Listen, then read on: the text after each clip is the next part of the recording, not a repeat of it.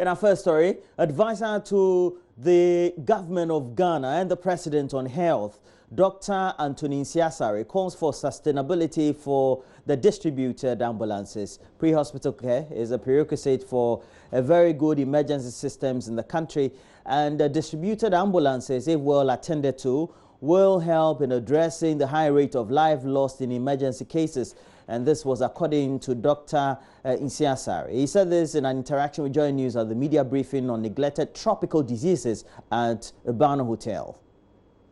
In case we have any emergency, we have any disaster, we have any accident, vehicles should be around to pick the patient, not only by car, by sea.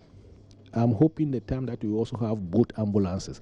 I'm also waiting for the day that we also, the next step, to have air ambulance, 1 or 2, so I can pick patients who need emergency care to various places where they can be taken care of.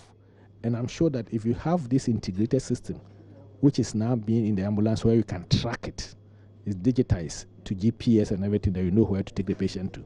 You don't pick a patient, for example, near Dodowa Hospital, where you have maybe some specialist who can take care of the patient, and you start rushing to reach. So no bed syndrome will become a thing of the past, because the ambulance pick the patient, he knows where he's going. He can even contact the emergency center so that there will be an integrated system of ambulance service. The headquarters can look on the screen and see where every ambulance is supposed to be in the country. And to me, that is using technology to achieve effectiveness. So the whole system becomes efficient, and also the catchword is sustainability. So you have a sustainable national ambulance service in the country, and we add on more. He again advised that there should be an effective integrated system of ambulance services that incorporates the use of other technologies, including the GPS and other digitized systems. What next is sustainability, and that's what we are working towards. You see, you don't want to wake up one day in about 2-3 years time and then we go back to where we were in 2017, 2018 till yesterday, where we have only 55 ambulances which are roadworthy for about 30 million population. We should continuously be adding more on.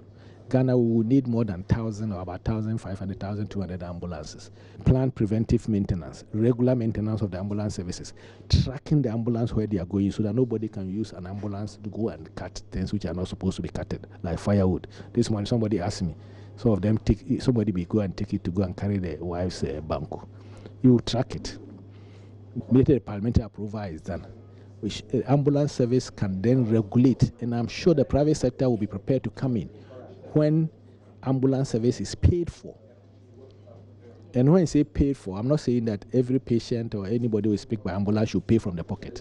That's where insurance system comes in, either private insurance or national health insurance. Because if you treat the patient well, or the patient is brought to the hospital in a very good condition, safe condition, sometimes the morbidity of whatever the patient is happening goes down. So the ambulance, the national health insurance will then begin to pay less, because you don't wait and the patient is in a very bad condition before he's brought to the hospital. So pre-hospital care is a prerequisite for very good emergency systems in the country. We are losing so many patients from emergency. In addition, there should also be education, especially road traffic accident. Education by the people, the road safety education to everybody. So we also minimize it. The Minority Member of Parliament's Health Committee, Dr. Mark Nawani, has described as inadequate government emergency plans against the deadly coronavirus. Delivering a statement on the floor of the House, the Member of Parliament said the country lacks enough infrastructure to contain the problem because of the several abandoned health infrastructure projects across Ghana. But the majority in the House currently disagree. Dr. Bernard Okoboy, who is the chairman of the board of the Kolebu Teaching Hospital, says Ghana has enough facilities as good as that of China to deal if there was any possible outbreak. Minority Leader Harry Naidrusu is meanwhile pushing for the health minister to be summoned before Parliament over the issue of the outbreak. While these measures are in the right direction, they are inadequate and insufficient.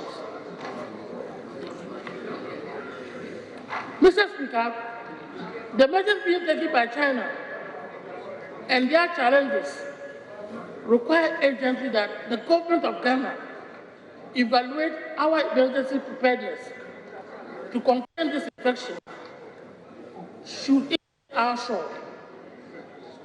China is building a 1,000-bed capacity makeshift hospital to cater for patients, while we have a lot of uncompleted hospital projects that work is not progressing as expected. Resources from the contingency fund should be released to local radio stations, television stations, news methods of mass communication to carry out public education. I think my colleague, when he mentioned that China is building a 1,000-bed capacity and that we have a lot of uncompleted hospitals projects, I sort of felt it was a little bit disjointed. But let me quickly do some education. What China is building is not a standing hospital like we have Kolebu or Rich Hospital. It's a holding facility which is meant to deal with isolated cases that have been picked from other health stations. And for the information of the House, Ghana has a similar facility at the Tema General Hospital. China has a population of over 1 billion. If you do the ratio, one bed in that facility is going to serve 1 million people. The one at Tema is about 30-bed capacity. It is 1 to 1 million the same, so you have to consider the population as well. I only can renew my call that the Minister for Health be hauled before this House to apprise us of the steps that he's taking to contain it with other allied health institutions. Already, the Chinese government says it is stepping up effort to deal with the deadly coronavirus, which continues to spread because currently we have 132 people so far dead and counting, and infection rate of over 7,000 as at this morning. Well, we also do know that the Wuhan province or city is where the virus seems to have started and is spreading across Asia and the rest of the world. Nearly 60 million people and a partial or full lockdown in various Chinese cities. Chinese health officials who have been addressing journalists in Beijing say the situation is not out of control. Wuhan, Chinese city at the center of the deadly coronavirus outbreak, has now gained global popularity as it is being mentioned daily since the infection rate started trickling in. But how really is Wuhan like? Fred Smith takes a closer look at the subject. Wuhan is sometimes referred to as the Chicago of China because of its key role in domestic transportation. It is the capital and largest city in the Hubei province with a population of more than 11 million. Wuhan was briefly the capital of China in 1927. The city later served as the wartime capital of China in 1937 for 10 months during the Second Sino-Japanese War. Wuhan today is considered the political, economic, financial, commercial, cultural, and educational center of central China. It is a major transportation hub with dozens of railways, roads, and expressways passing through the city and connecting to other major cities. While Wuhan has been a traditional manufacturing hub for decades, it is also one of the areas promoting modern industrial changes in China.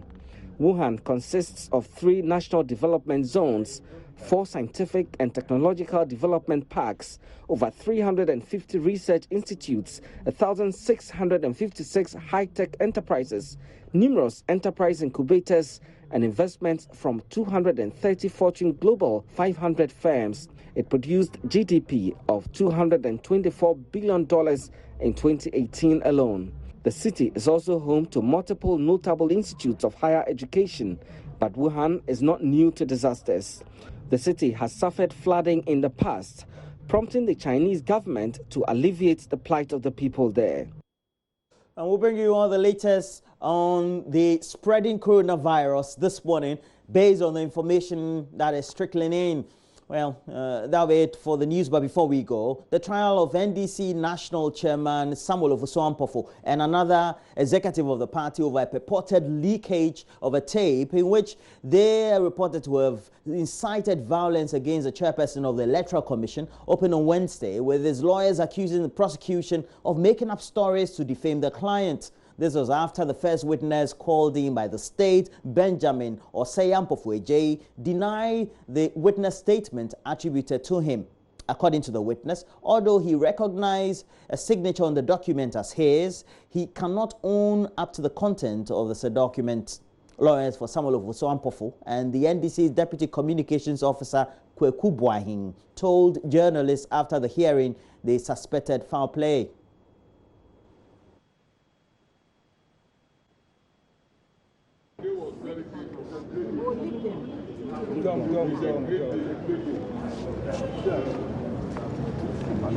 Today has been a disaster for the prosecution. A big disaster in the case, in the sense that you have the star witness of the prosecution denying his own witness statement, indicating that he had no knowledge of the witness statement. It was brought to him, couched by the police, and that he had no knowledge of it. And so it is a bad day for the prosecution. Indeed, in my practice, this is the first time I am seeing a witness in the witness box denying an act that was purported to be his act. It's a bad day. And what does this mean for the case going forward? Well, it simply means that these are trump-up charges. That's why it was difficult for the witness himself to accept the witness statement. And because they are trump-up charges, they needed to couch something for the witness to append his signature. And so, going forward, we have raised some objections. Going forward, the legal team will deal with the issues that have arisen, but we intend to ensure that we provide proper legal assistance to the accused persons. You also heard him say that this is the first time I'm seeing the content.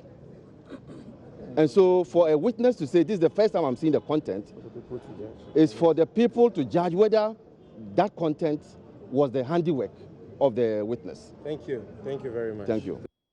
And the case has been adjourned to the 5th, the 6th, and the 11th of February 2020.